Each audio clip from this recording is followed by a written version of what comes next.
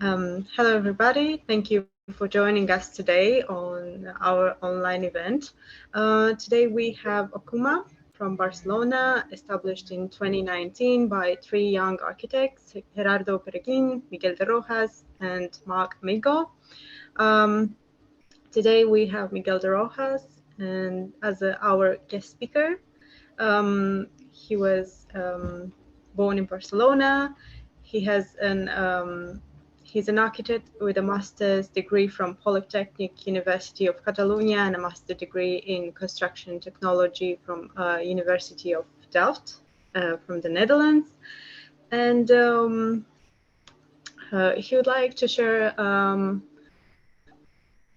their experience as a young new firm on the market and in the industry, and how did they start, how did it go, and a lot of other story behind the science of what happens in an architectural office.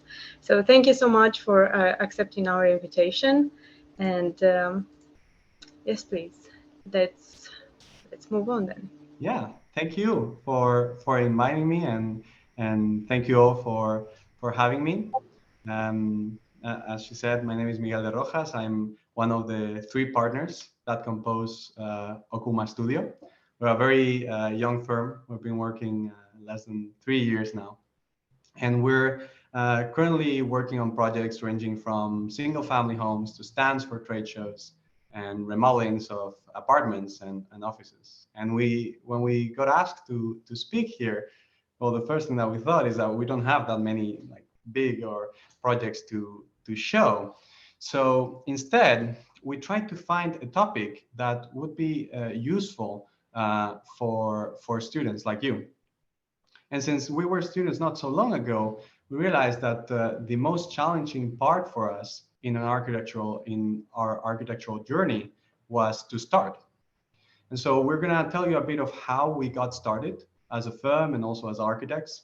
And one important learning that we believe may really help you in your architectural journey. So we studied in the ETSAP school right next to Barcelona. The official name is Escola Técnica Superior de Arquitectura del Vallès. And we're really proud looking back to have studied in this school, because it's a school that really takes a very holistic approach to teaching architecture. Not only because it has a strong technical side, you can learn MEP and structural engineering at a deep level, but also because the values that it exposes you to in terms of environmental sustainability, but also social sustainability are really strong. Here we can see a entry for the Solar Decathlon, which is a competition where schools all over the world compete to design environmentally friendly buildings and homes. And this is the entry for ETSAP, and you can clearly see how the look of it is very distinct. And the reason for this is because the philosophy of the school is that the aesthetic of a building should come from its performance, be it its sustainability in terms of environment or its spatial approach. It should really reflect on the building, and that should be the thing that gives the building its look. And this idea, you may share it, you may not, but we agree that is a very distinct and opinionated approach to architecture. And the first thing that I want to convey is that looking back, I see that it's very important during your university years to really get yourself exposed to as many of these type of really opinionated and clear views in architecture as possible. Because the more views and values that you get exposed to, the more special and distinct the values that you decide to adopt will be.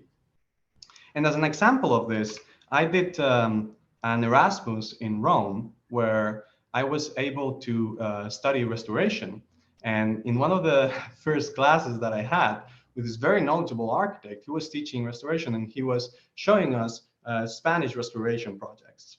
And looking at them, he was like, you see this way of restoring things? This is completely wrong. right? You should do it this other way. And he was actually really appealing, his opinion. And the thing at the end was that I got really two very different ways of seeing or interpreting architecture. And out of them, I got my own unique perspective. So I really encourage you during these university years to get very strong values out of it, because then once you get to work, you will have a much more unique perspective. And so when I first started to work after my internships and my college years, I got hired by this firm called Nikken. And this is a Japanese firm, and I got the chance to work on this huge project that they won for remodeling the Barcelona football stadium.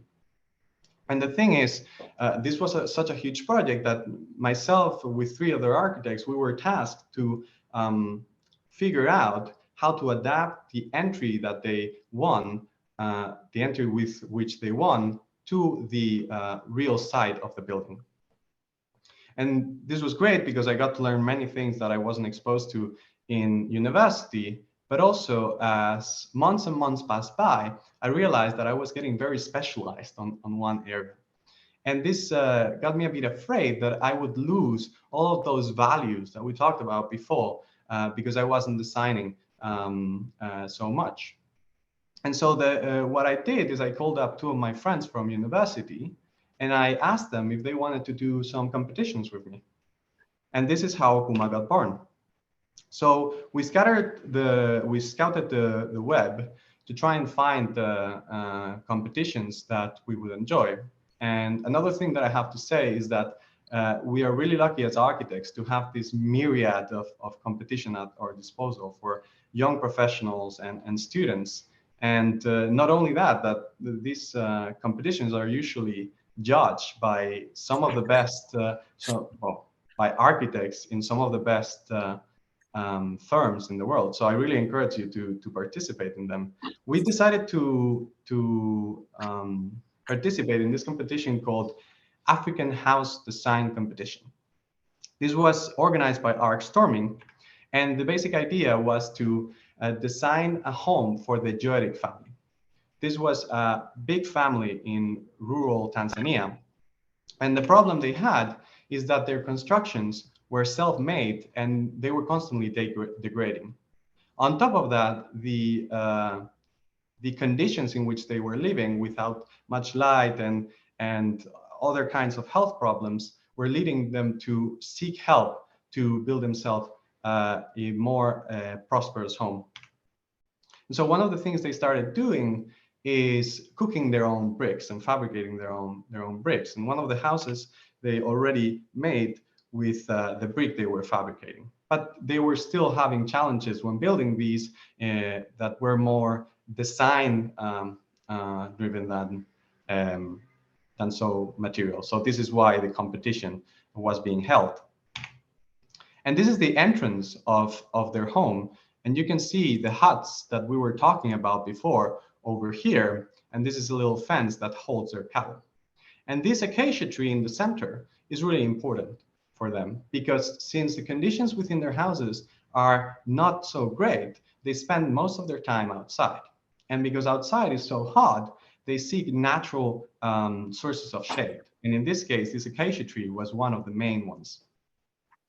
Another of the problems that they faced is water sources. They had a well, a community well that sometimes they had access to, but when that well was out of service, they had to gather water from these very, naturally formed ponds that have obvious health issues related to them. On top of that, the family tree was quite complex. These families are not only big, but they're constantly changing in terms of who's living in the household.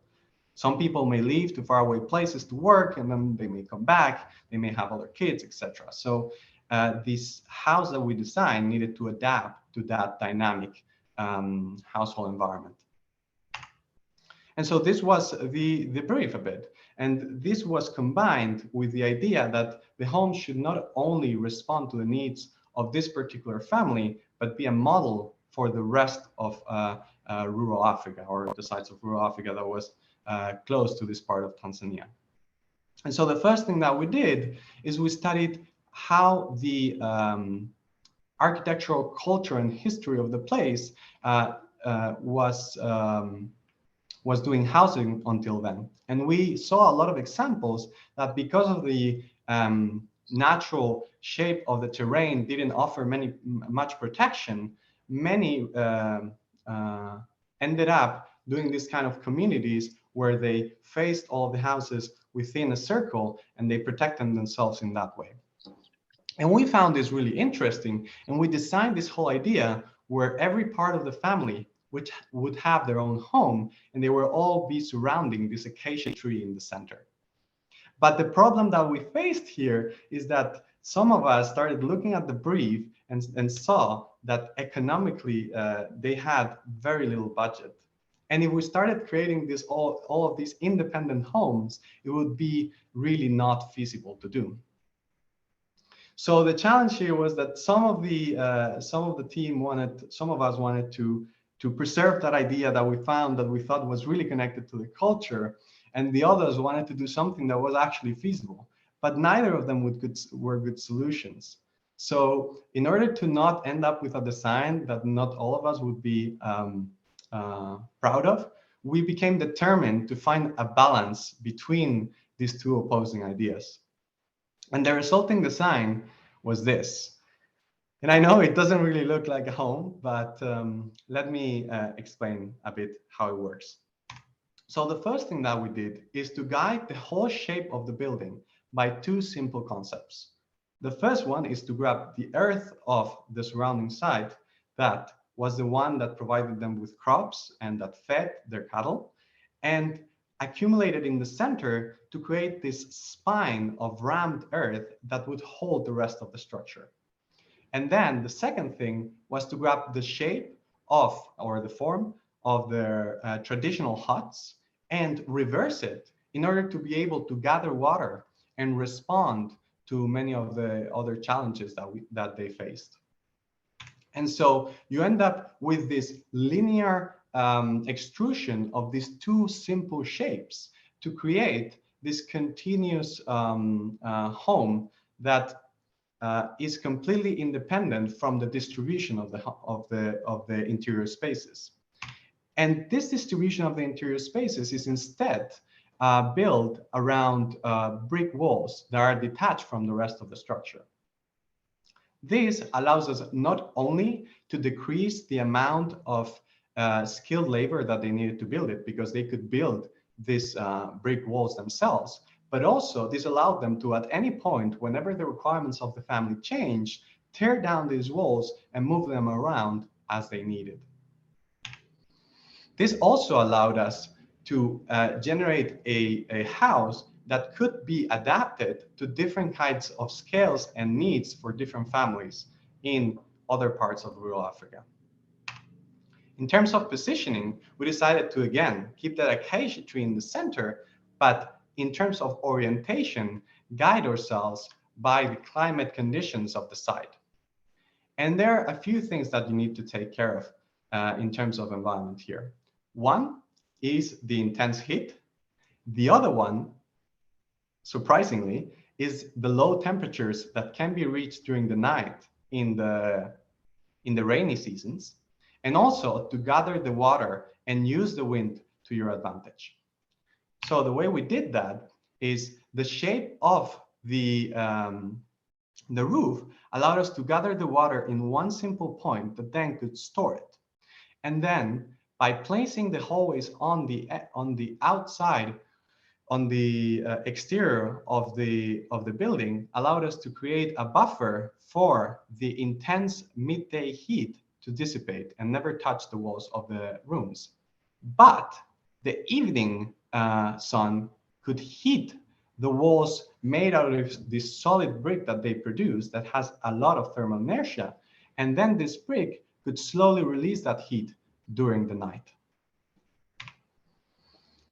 In terms of wind, what we did is, because we had this space between the walls and the roof, the roof itself compressed the air as it passed through. We orientated the building so the predominant wind would cross the building transversely, and this made that the wind accelerated in the center and sucked the heated air from the rooms.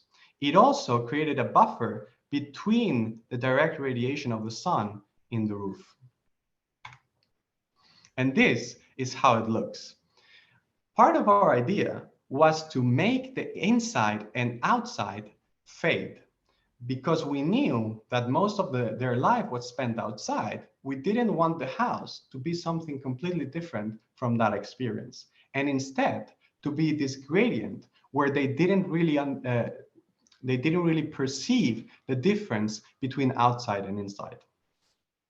And the whole building is centered around this connection, this courtyard that connects them to the outside. On one side, you have the bedrooms, and on the other, you have the elements that can produce maybe health issues like the toilets and the corral, which is where you keep the animals. And also it was carefully placed so the wind will never bring the air from these areas into the rest of the house. And here you can see the distribution of the home. We also did this section to be able to understand what these shapes meant for the spatial qualities of the building.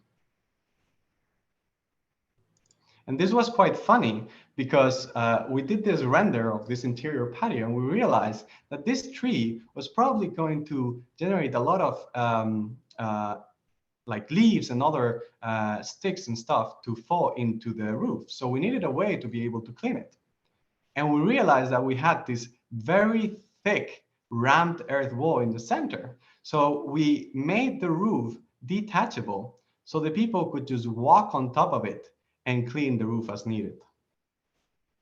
This is an image that tries to portray this connection with the outside and the inside and how it flows in a gradient where you don't really know where the house begins and where the outside starts. And so at the end, the combination of these ideas always kept in mind both sides of the table. Not only we found balance between the opposing ideas that we discussed before, but we managed to make them complementary.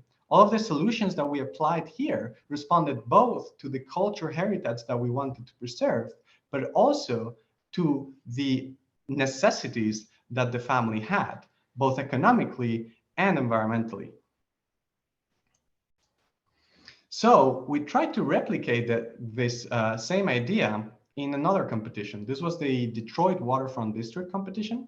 And the main brief was to revitalize the city by generating this huge entertainment center in the waterfront. But this is a problem because Detroit may seem, you know, this metropolis of the United States, but in reality, crises have really wounded the city. And you can see many parts of the suburbs that are looking a bit like this, abandoned. And so what we found here is that the brief was asking us to do these huge luxury apartments, amenities, and entertainment center only for the high classes, when in reality, the main wounds that this city has, was the segregation between the lower income citizens and the high income classes. So once again, we faced this friction between these two ideas. One thing was what we believe needed to be done, which is give back to the city, give back to the public space of the city to be able to revitalize it. And on the other, we knew that these luxury apartments that the brief was asking for and these incredible amenities were necessary to get the investment for this project to be feasible. And so what we decided to do is, well, the brief was asking for a lot of area, and of course this translated into these big towers, and we decided to grab these towers and throw them to the sea, and then grab the original public passages that go through the plot and punch them through to generate a public space in the center. People that not only can cross through this part of the city, and so they don't become alienated by it, but they also can have a place to stay within it. Then we shaped a bit the building, and this was done basically by increasing the height of the back part that faced the highways and the rest of the skyscrapers, and then lowering the side that faced the waterfront. This was to connect the buildings to the water in a more close way, and also to keep the views for the pedestrians and the bikers along the Detroit waterfront to the river. On the other side, we also turned a bit the facades of the building to be able to, one, utilize more the radiation of the sun, and two, generate a lot of terraces that would increase the value of the high-end apartments. The result is a project that not only generates these amazing apartments, luxury apartments and amenities, but that also has this amazing public space for the city below it, where everybody is welcome. And we grabbed this public space and we really thought about what are the different uses that it can have. And we draw them all to be able to picture how these two elements could complement each other. And at the end, the pictures that we did, the visualizations that we created, were focused not on the buildings, but on the public space itself. Because we realized that what was giving value to the building wasn't the building itself, but the public space that was inhabited by all citizens below it. Here you can see another example where you can have a concert, and instead of having, this private area only for, high-income people, you can have this concert where everybody can enjoy it, but also increases the value of these high-end apartments on the top. And here once more, we were surprised that out of the balance of these constraints of the projects, a design was created that was better than whatever we could have done if we would have just followed our own idea.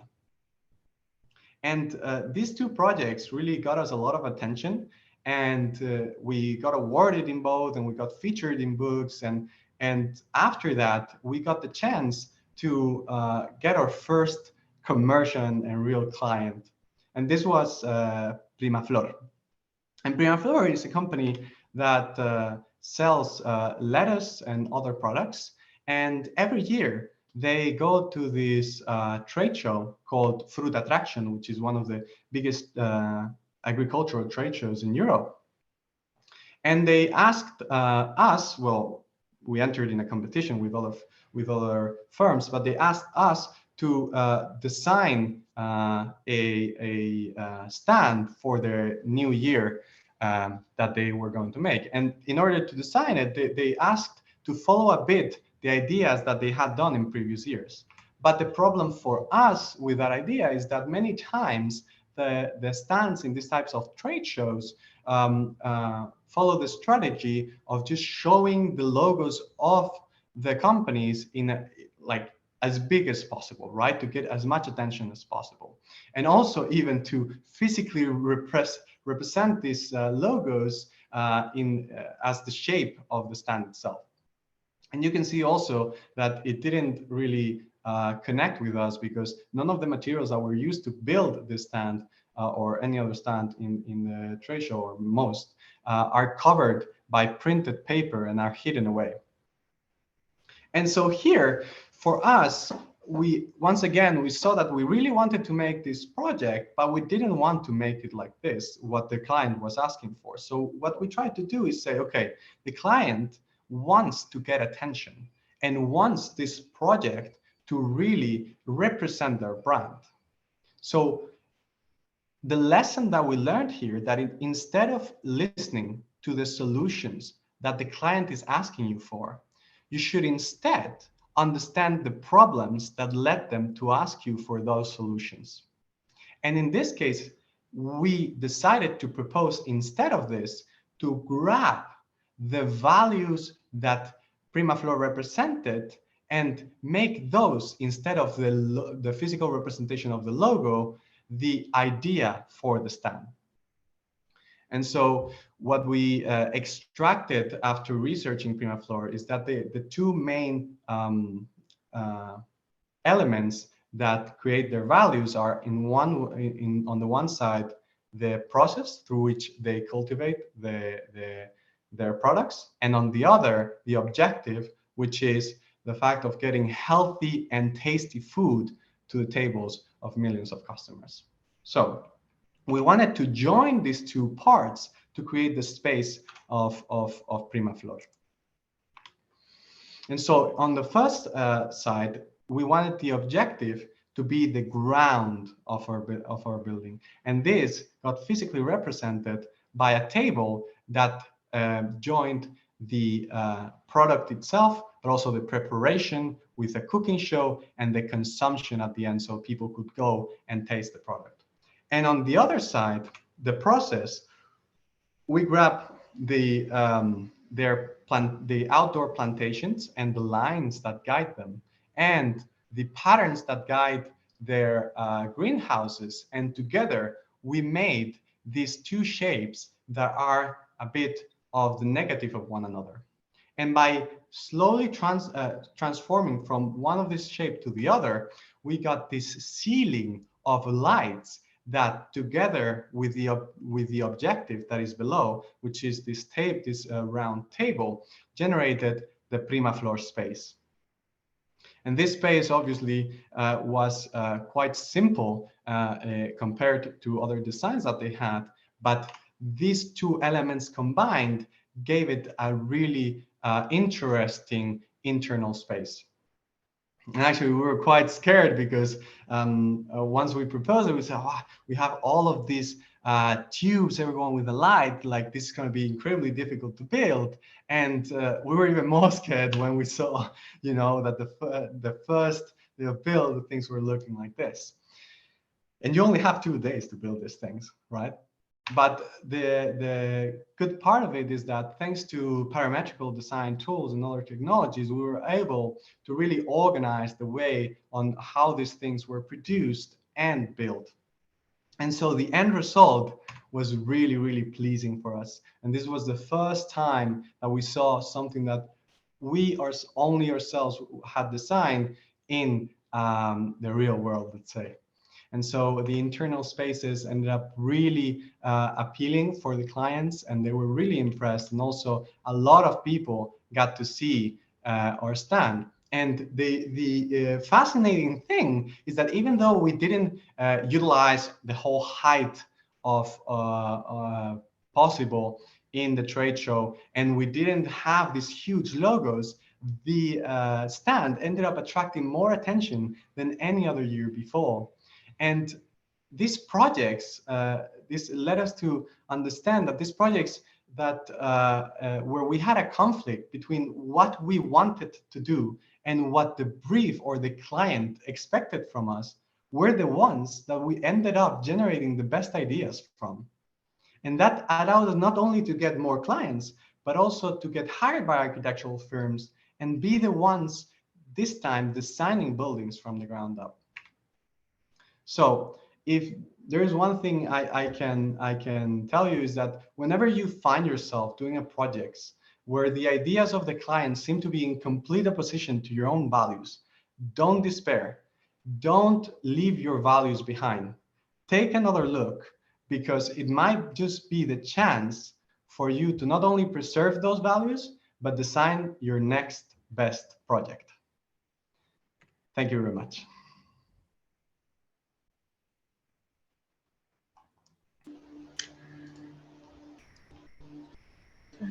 Oh, thank you so much.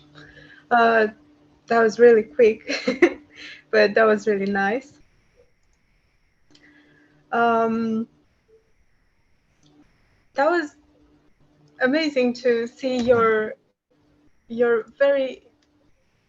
as a young architectural field, your journey, like your transition period from competition to already built projects and so on, and how how was that feeling for you?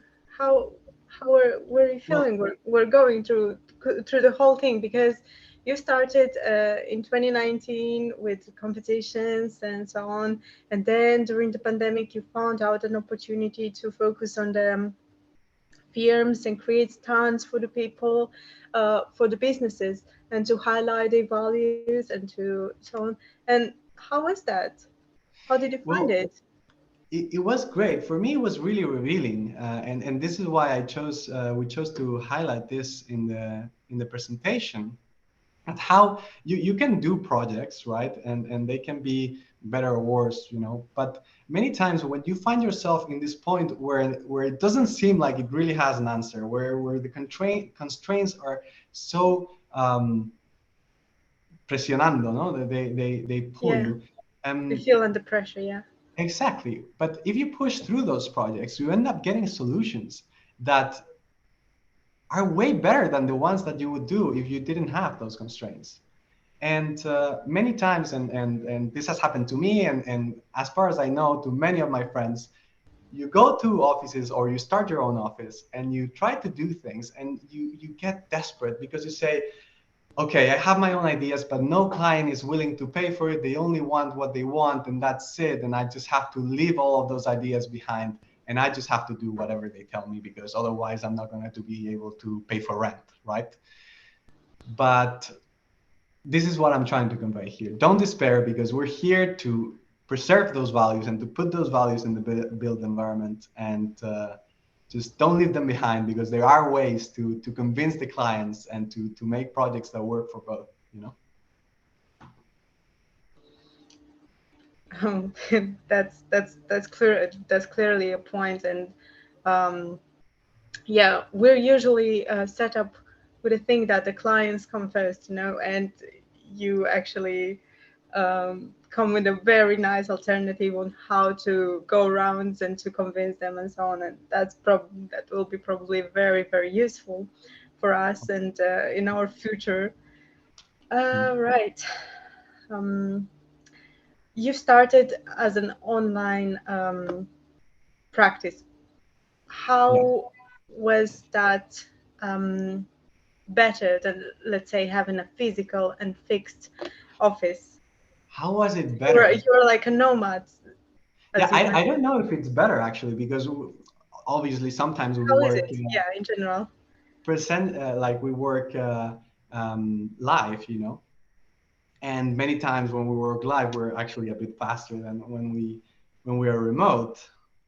But I don't know how it's better. Many times it's good because you have, well, we obviously use these tools where you have like Miro and stuff like that, where you can draw and kind of have this taste of a physical space when you're in a digital area. But in general, it just allows flexibility for us to also combine. As we said, we also work for other firms in combination with working in OKUMA. So this allows us to balance the two. So would you So recommend it to the ones who want to start their own firm to maybe consider that they can have an online hub, let's say, for their first, as a yeah, first? yeah, yeah, for sure. Don't consider it like like a constraint, like something that will prevent you from doing that. You know, it's obviously the more time physically together that you can spend, the better. But there are amazing tools nowadays. Technology is there to enable that. So just make use of it. Yeah. All right. Thank you so much, and thank you so much for accepting and joining us. And there are some questions in the chat and some comments. Actually, someone raised the hand, and I will let them speak on this occasion. Please.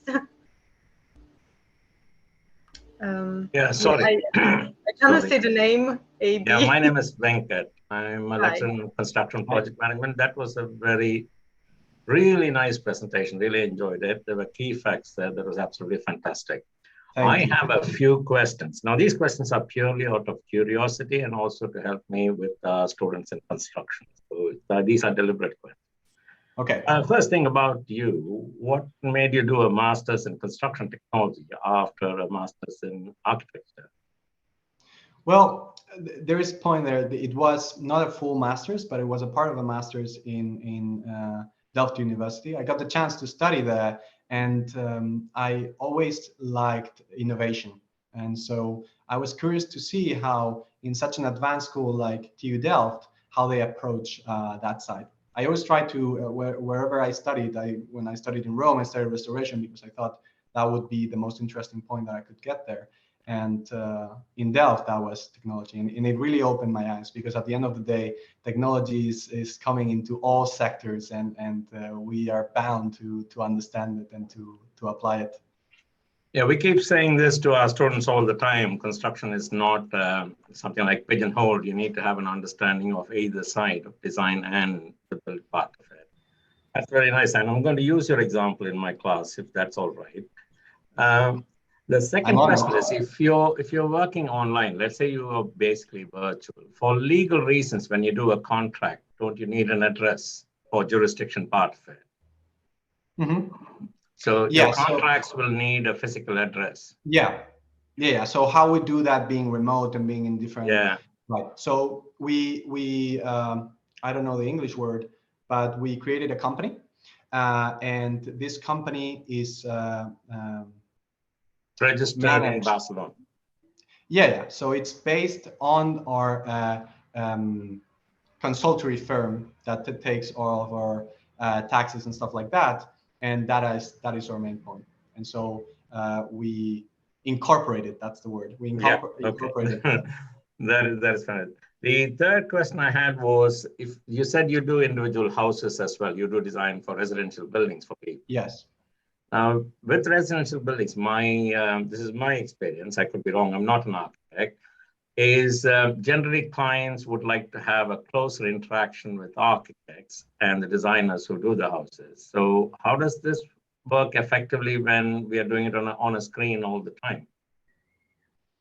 Right. So with clients, we always want to meet them in person, because there is a confidence point there that is not really, we're not really ready, or most people are not ready to be confident with a person that they have only seen through a screen. But it is true that once we've met them in person, and once we've done a few sessions with them, we can transfer part of the work to be remote and their confidence. But it is true that until now, at least for us, we haven't been able to transmit confidence only through remote. Thank you very much for your time. Much appreciated. That was lovely. Thank you too. Yeah. Cheers. All right. Thank you so much for nice Q&A session. Now I'll proceed to reading the comments and questions from the chat. Mohammed, our colleague, told that your project makes him appreciate architecture, and that's really nice. Probably very nice, educative, and inspiring for us as fellow students. It was excellent.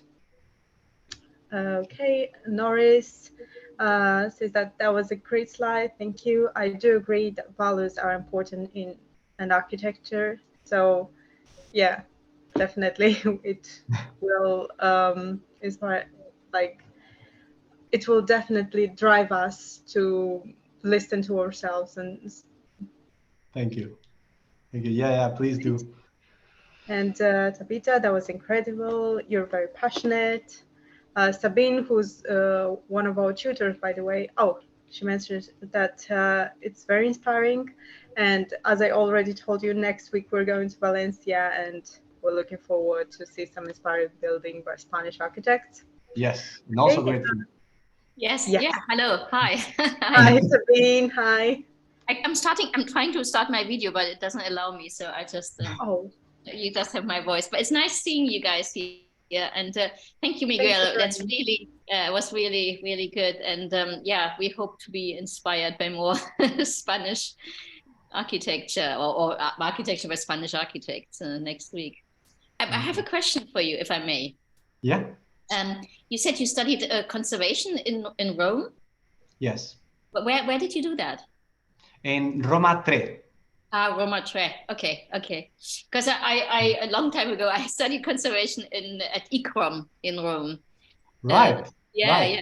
Oh, it's really amazing to study and to go to Rome to study that. It's great because then you can just, after you study it or during your studies, you can just walk through the city and see like all of the things that are being conserved there. And, yeah, it's amazing to do that there. Yeah. Well, thank you very much. Thank you. No, Thank you very much for joining us today, Sabine. And yeah, definitely looking forward for Valencia. Okay, from Tabita, if she's here and she would like to speak, I can leave her, ask herself, or if no, I'll just read it myself. So there's a question. What has been your best achievement since starting the firm? And similarly, what has been your greatest challenge and how did you overcome it?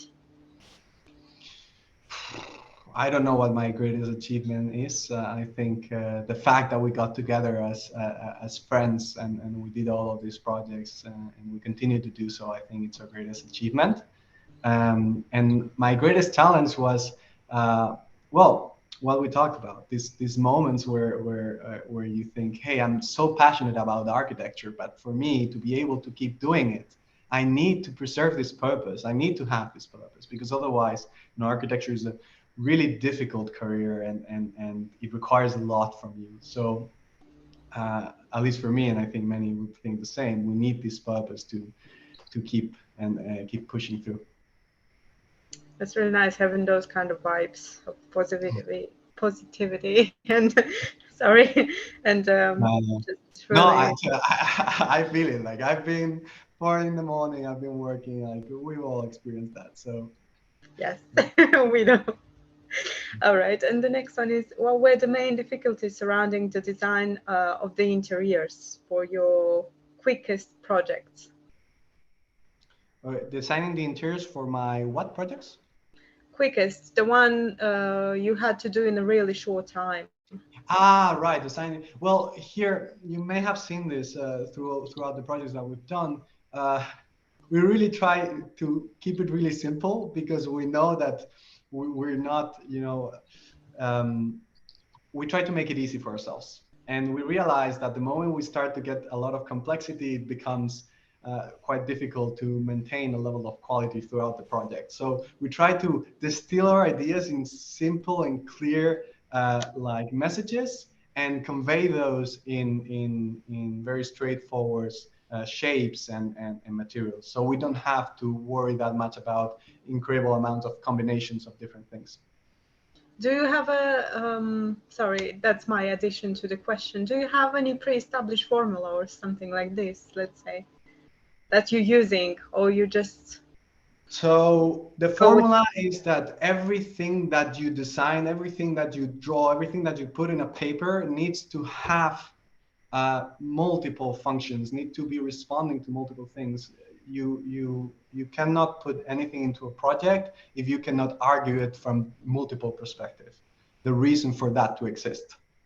So reasoning is the, yes, the main thing. All right, from Alexander, great talk. Thank you. How's your experience at SAB as a master student? Really, really fun, really good. SAB is a really hard school, and especially in my year, the people that were in my same year were really good, really good. They were amazing architects in my year. So it was really tough for me to kind of maintain a level that I would feel comfortable with the other students that I studied with. But that also allowed me to learn from all of my colleagues and to absorb way more, right? So it's quite difficult, and I think there is a very high bar in ETSAP, but it's also really fun and really nice school to be in. All right, I think I'll put you in touch with Alex because he's looking into into it. So I can tell you which classes are especially interesting there. Yes, I'll definitely put you in touch then, so you can actually Alex is now in Barcelona, so you can so you can meet. Alex is our ex-president, so our society's ex-president, and after his Erasmus, he decided to move and work there. And well, I just want to say it's amazing that you guys created this this society and do these kind of events. I think it's really useful, and for your university, it's probably amazing for the rest of the students. So, yeah. Thank you, thank you. We probably have a lot of things to learn from all the speakers we had, and that's really amazing. It's really helpful for us, and it's like all the sessions we had, we've always learned something new and something nice and something we used in our own experiences or projects. So definitely. And yeah, next. Another question from Tabitha is, what is your process when creating final visualization for clients and personal projects? Oh, like project, like step by step, it changes constantly. And in terms of visualization, probably you know that it's changing visualizations, right? You said? Yeah. Renderings, So the diagrams. Yeah. Yeah. So in terms of visualization, the possibilities are changing so fast, right? But in general, we use Photoshop, and we do also real-time renderings with Lumion, Twinmotion, and all of these elements. But yeah. So you're using mainly Lumion, yeah? And the last question is where she can follow you on social media, and I will share your Instagram account and your website. Yes. So we are at OKUMA Studio, and also we have enabled an email that is questions@okuma.es. That is, so you guys, if you have any other questions or anything you would like to ask, we would be more than happy to help. That's amazing. Thank you very much for accepting our invitation, and no, I'm really honored. Thank you very much for to give us this sharing all opportunity. the experience. Oh, sorry for interrupting. No, I was just saying that. Thank you very Especially much, guys, because you're so young and you're very close to us, and that's even more amazing. That's fascinating, actually. All right, so yeah, definitely looking forward to keep in touch and to, I don't know, to have some further updates from you. Thank you. Thank you.